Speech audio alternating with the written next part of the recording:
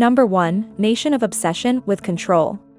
North Korea is often called the most tightly controlled nation in the world. Imagine living in a place where connecting to the global internet is impossible. Instead, people can only use a state-run intranet filled with censored information. Forget about freely calling a friend abroad or traveling outside the country without special permission, it's off limits. Even something as simple as choosing your own hairstyle isn't really a choice. There's a list of 28 approved styles, and you must pick from those. But the limits don't stop there. Schooling isn't just math and reading. Children spend hours learning about the greatness of the leader. Books, TV, and radio are tightly censored, showing only what the government wants. Some people even grow up unaware that South Korea exists, since their maps show only one Korea. Later in life, jobs are assigned by the state, not chosen. Many young people have been sent to remote farms, locked into that role forever.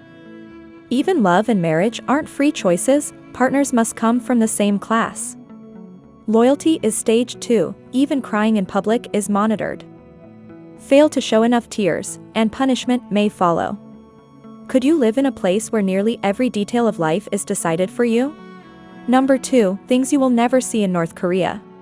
Step into North Korea, and you'll notice right away how different everyday life is from the rest of the world. Most people have never tasted Coca-Cola, never seen a McDonald's, and don't even know what a real American hamburger looks like. In local shops, you might find a drink called cocoa, packaged to resemble Coke. But when you sip it, you'll realize it tastes nothing like the original, just sweet, fizzy, and oddly unfamiliar. North Korea tries to copy foreign products, but the results rarely compare. If they can't replicate something, it simply doesn't exist. Fashion tells a similar story. Jeans, especially blue ones, were once banned because they symbolized American capitalism. While the rules have relaxed, they're still very rare. Most people wear uniforms, trousers, or traditional clothes. Someone in ripped jeans or flashy shoes would instantly stand out. As for technology, forget about iPhones or Samsung devices. People use locally made phones with surveillance software built in, ensuring that the state sees and controls everything. Number 3. The hardest women to marry in the world. If you've ever noticed that many South Korean women appear to share similar features, big round eyes, sharp noses, slim V-line chins, and flawless pale skin, you're not wrong. But this look is the product of strict beauty standards and widespread cosmetic surgery. If you want to see what women in Korea looked like before Western beauty trends and modern technology took over, just look at North Korea. Because the country is mostly isolated from the world, outside beauty culture has little influence there. North Korean women usually keep their natural features, single eyelids, slimmer noses, and naturally fair skin. Their style of dress also reflects modesty. Long skirts, high collars, and neutral colors are common, with a focus on elegance rather than flashiness. When it comes to marriage, traditions are equally rigid. Most women marry young, often in their early 20s. A single woman at 30 is considered unusual. Divorce is extremely rare, not necessarily because of happy marriages, but because society discourages separation. Number 4. The strange war with South Korea. Everyone knows North Korea and South Korea are rivals as opposite as fire and water. One side threatens destruction with nuclear weapons, while the other flexes its defense systems through military drills with powerful allies. But not every clash between the two nations is about bombs and missiles. Sometimes, it's as odd and almost childish as a battle of noise. Years ago, South Korea lined the border with massive loudspeakers, 6 meters tall, blasting sound nearly 20 kilometers deep into the north.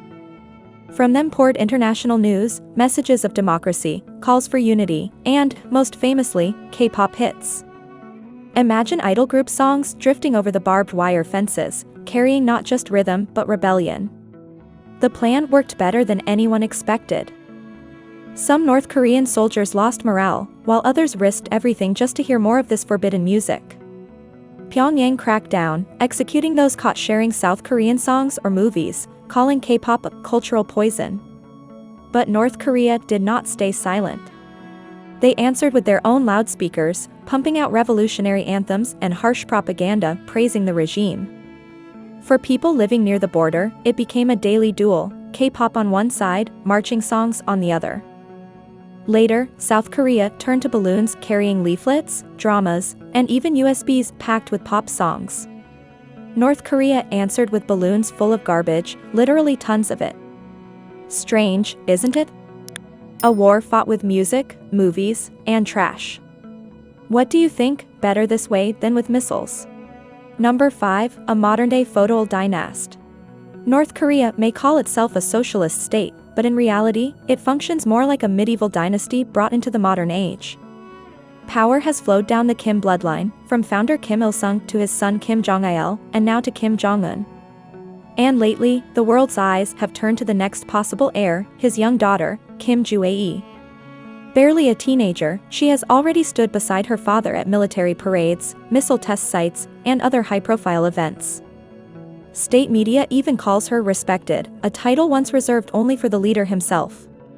This has fueled speculation that she is being groomed as the future crown princess of North Korea.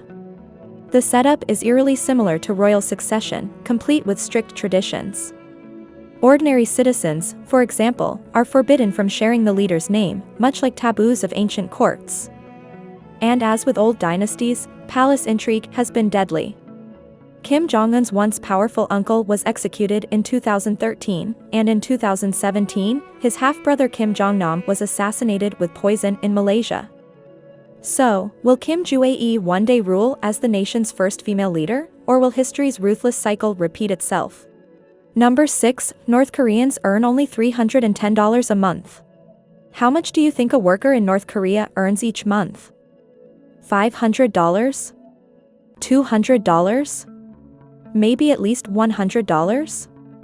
The truth is shocking. Most earn only about $3 to $10. A factory worker makes roughly $35, teachers just a bit more, and even doctors, who are highly respected elsewhere, take home around $105. Soldiers, the backbone of the regime, receive only a symbolic wage, just a few dollars. So how does a society survive on such tiny incomes? The answer lies in subsidies. The state provides housing, food rations like rice and cooking oil, electricity, free education, and hospitals. Hot water is also scarce. Many apartments don't have heating systems. People line up at public bathhouses where coal or wood is burned to warm water. In winter, when temperatures dip below zero, even a simple bath becomes a daily battle. Number 7, the most formidable military force in Asia. The claim that North Korea could destroy South Korea with the push of a button isn't just propaganda, it's a frightening reality. Since 2006, Pyongyang has tested several nuclear weapons, including in 2017 when it detonated a bomb said to be many times stronger than the one dropped on Hiroshima. No one outside knows exactly how many warheads it has, but the idea that such an isolated, impoverished country holds weapons powerful enough to flatten entire cities is chilling. But nuclear arms aren't the country's only strength. North Korea maintains one of the world's largest armies. Its regular forces alone count around 1.3 million soldiers, placing them just behind global giants like China and the US. Beyond that, there are 5.7 million militia members from the Worker-Peasant Red Guard and another 600,000 reservists. If fully called up, almost 8 million people could fight. That's nearly 1 in 3 citizens, whether a noodle seller or a school teacher. In a crisis, North Korea is always battle-ready. Number 8, Pyongyang. Pyongyang is often called the most closed-off capital in the world.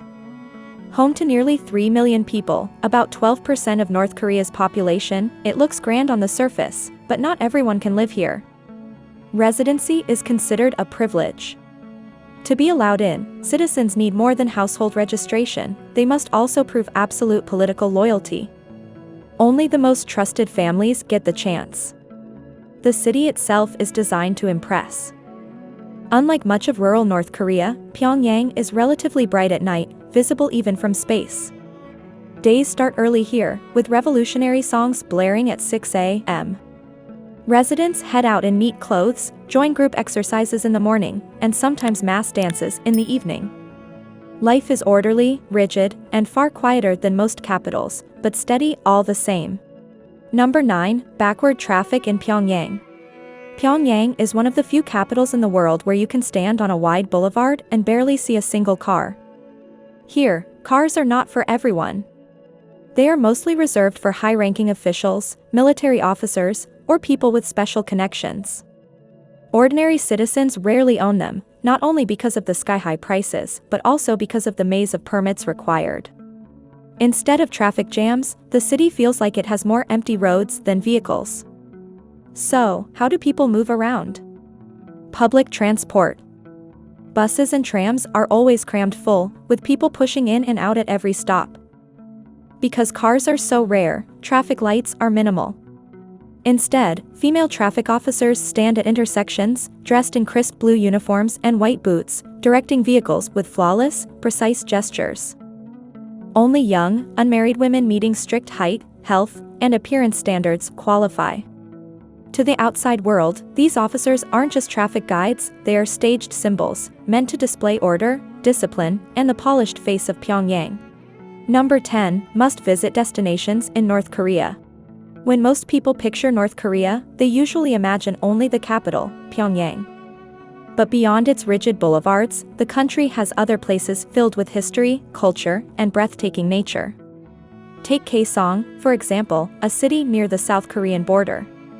Once the capital of the Goryeo dynasty, it still preserves traces of its royal past. Travelers can explore centuries-old wooden houses, king's tombs, and the Goryeo Museum, home to artifacts more than 600 years old. For nature seekers, Mount Myohyang offers dramatic waterfalls, deep caves, and fresh mountain air.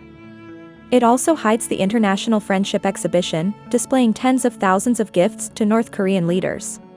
Number 11, mysterious places in North Korea.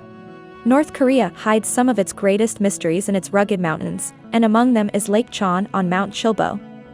Tucked away in North Hamgyong province, this small volcanic lake is surrounded by bizarre landscapes, cliffs that stand like tall stone pillars and slopes shaped as if carved by giant hands.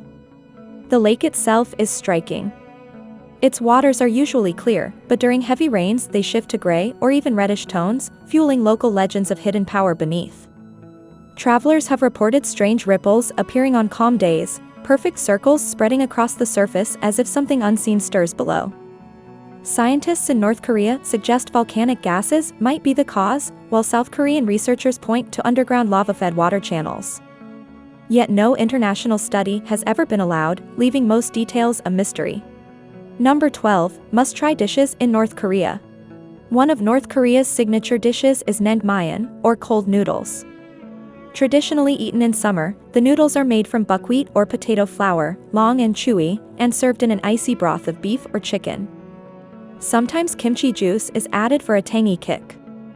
Topped with slices of boiled meat, half an egg, cucumber, and fresh pear, the dish is light yet filling. The noodles are made extra long to symbolize longevity, so they're often cut with scissors before serving. Equally important is tteok, or rice cake. Chewy, mildly sweet, and often filled with beans or chestnuts, it's a festive food symbolizing purity, prosperity, and good fortune.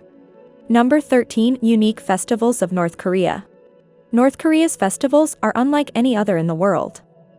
The most important is the Day of the Sun, held every year on April 15th to honor Kim Il-sung, the nation's founding leader. The entire country erupts in celebration, parades fill the streets, massive dances take place in public squares, and fireworks shows light up the Pyongyang sky. People dress in traditional hanbok, carrying colorful plastic flowers to form grand displays. What's striking is how coordinated it all is, with every city joining the celebration on the same day. In autumn, the Arirang Festival takes the stage at the massive May Day Stadium. Tens of thousands of performers move in perfect sync, while students flip colored cards in the stands to create huge living backdrops. The result is breathtaking, giant shifting images of history, culture, and pride, so precise it has earned recognition in the Guinness World Records. Number 14, important notes for tourists. Traveling to North Korea is unlike visiting any other country. From the moment you arrive, your entire trip is carefully managed by government-approved guides, usually two who accompany the group at all times. Wandering off alone is not allowed, not even near your hotel. This is done to control what visitors see, prevent casual interactions with locals, and stop unapproved photos. Some curious tourists who tried exploring alone were quickly called back and even told to write reports about their actions.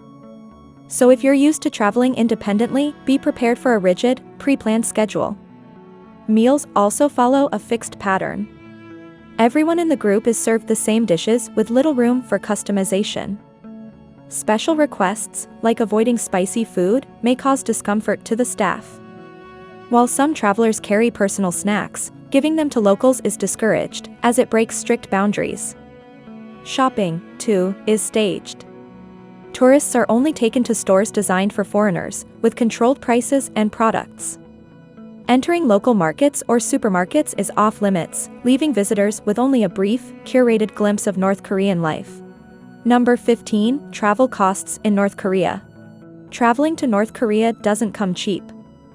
Unlike other destinations, international visitors must join official package tours. A basic 4 to 5 day trip usually costs between $1,000 and $1,500, covering hotels, meals, local transport, and entry fees. Most groups stay in standard 3 or 4-star hotels in Pyongyang, comfortable enough, but with limited entertainment. Choosing luxury options like the Koryo or Yanggakdo hotels adds several $100s more. Meals are part of the package and are usually set menus with multiple traditional dishes. If priced separately, each would cost $10 to $20.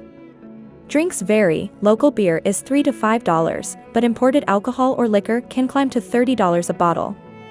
Transport is by bus or private vehicles, already included in the package price. Flights to Pyongyang usually depart from Beijing, with round-trip tickets costing $600 to $800. Extra expenses come from souvenirs, posters, handicrafts, or stamps, ranging from $5 to $50. Altogether, most 5-day trips total around $2,000 to $2,500, depending on extras and shopping.